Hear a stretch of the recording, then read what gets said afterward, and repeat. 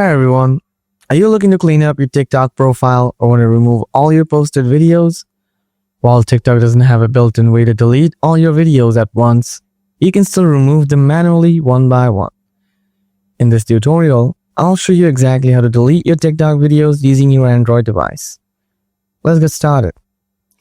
Launch TikTok on your Android phone and make sure you're logged into your account.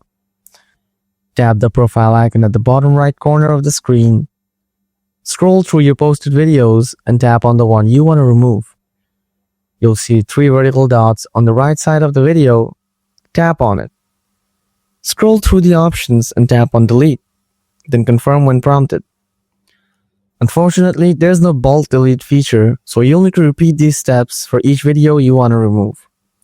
And that's how you delete your TikTok videos using an Android phone. If you found this tutorial helpful, please give it a thumbs up, subscribe, and tap the bell icon for more TikTok tips and Android guides. Thanks for watching.